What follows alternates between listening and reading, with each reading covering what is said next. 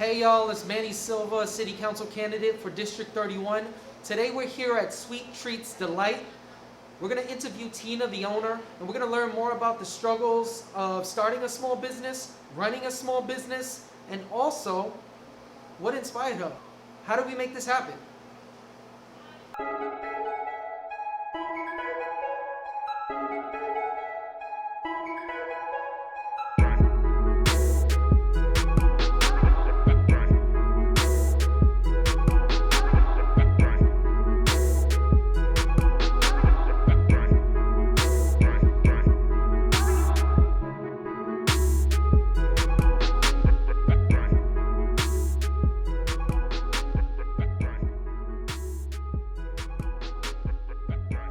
So what inspired you to start a business?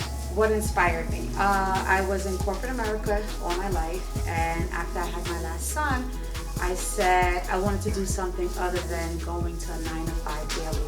I started going back into my first love, which is baking. And then I started to do little cupcakes and strawberries for all my family and friends, and everyone supported me.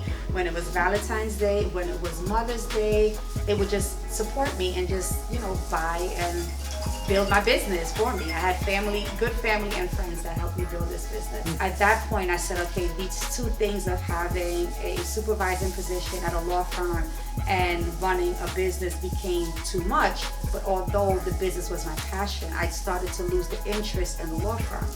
So my thing to people is, it can just be, yes, an Instagram business, but it has to be a passion that's actually going to call you and say, yes, I want to do this I want to do this full time. And you have to do it serious, because it's different when you graduate school and you're trying to figure out what your career is, as opposed to when you're already in a career, knowing that you have responsibilities. You have to treat this business just as that serious. So it's not like, okay, I have an Instagram business, I'm going to do a cake when I feel right. You have to treat it like a business. If you have 10 clients that need cakes, you have to do those 10 clients cakes. If you can sacrifice sleep, if you can push through the barriers and challenge yourself to create what the client wants, still maintaining quality, then you know, okay, maybe I'm ready for that step of owning my own brick and mortar.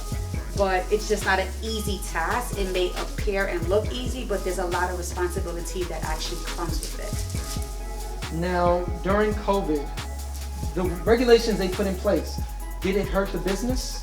And was there any hope to get past those that hurt? Okay, so when the regulations came in, I was literally 1 year into the bakery, and I felt like, what am I going to do? I was a bit discouraged because I didn't know what direction the business was going to go. And this business was a self-funded business. This wasn't a business from a bank loan or anything that I can fall back on. This was literally all my savings, my paycheck from my law firm, and with the help of family and friends. So when this hit, you're wondering what's next. But then when they said you can do takeout, one thing I must say is that Laurelton, this community, which I grew up in, really showed up and showed out. So basically everyone who was working from home would walk on their breaks, on their lunch break, from all over and come to our little window, which we're grateful for. Everyone wanted a quarantine cake. Everyone wanted a cake for Zoom, for Skype. Whatever it is, everyone wanted their little mini cake. It was heartfelt because, there's a lot of people in the hospitals. There were a lot of people that were sick. I was able to survive, and I'm very grateful again that people in the community still, even if they were furloughed, if they were laid off, they still was basically coming out to support me. We did some give backs to some hospitals, to some nursing homes. I wasn't eligible for PPP because, again, I only had just 1 year, not a full year.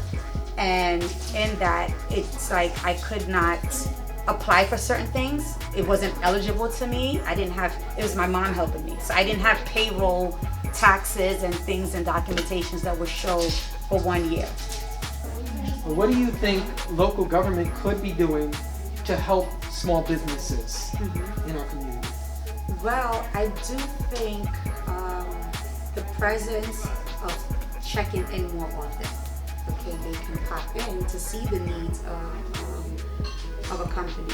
So you always hear, oh, apply for a small business loan. It's just not that simple when you're in the middle of a pandemic. A bank is not giving you a loan.